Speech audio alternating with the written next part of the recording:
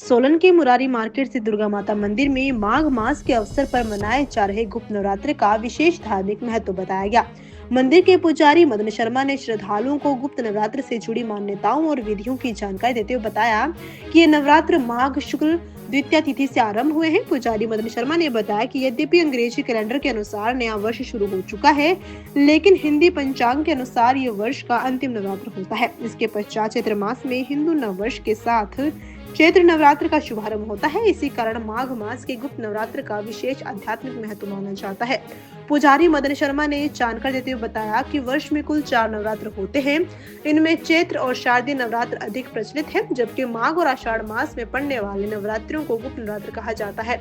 इन दिनों श्रद्धालु मां भवानी से अपनी मनोकामना गुप्त रूप से प्रार्थना के माध्यम से रखते हैं। पुजारी मदन शर्मा ने ये भी बताया कि माघ मास में स्नान, दान और जप का विशेष महत्व होता है। अत्यधिक ठंड के कारण इस समय तिल मिश्रित जल से स्नान करने का विधान बताया गया है। गुप्त नवरात्रों के दौरान भक्त विशेष पूजा अर्चना, जप और साधना कर मां दुर्गा की कृपा प्राप्त करने का प्रयास करते हैं। नमस्कार, मैं पुजारी मदन शर्मा दुर्गा मंदिर मालोड़ सोलन से आप सभी दर्शकों का हार्दिक स्वागत करता हूं। माघ शुक्ल द्वितीया तिथि को ये जो नवरात्र है, इन नवरात्रों में क्योंकि एक वर्ष में 4 नवरात्रियां होती है, वैसे तो अंग्रेजी महीने के हिसाब से ये शुरू हुआ है साल, लेकिन हमारे जो हिंदी महीने हैं उसके हिसाब से ये अंतिम नवरात्रि है साल की।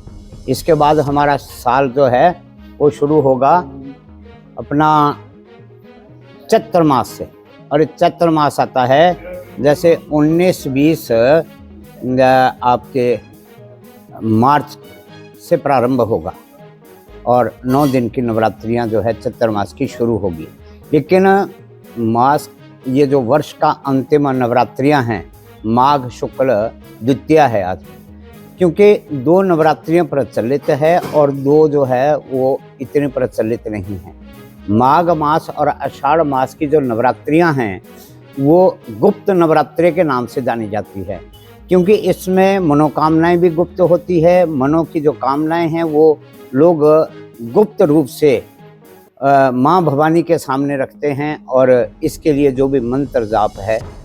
माघ मास में विशेष स्नान का महत्व दिया है। पहले स्नान, फिर दान, फिर जप, ये 3 प्रकार से ये नवरात्रियों को देखा जाता है।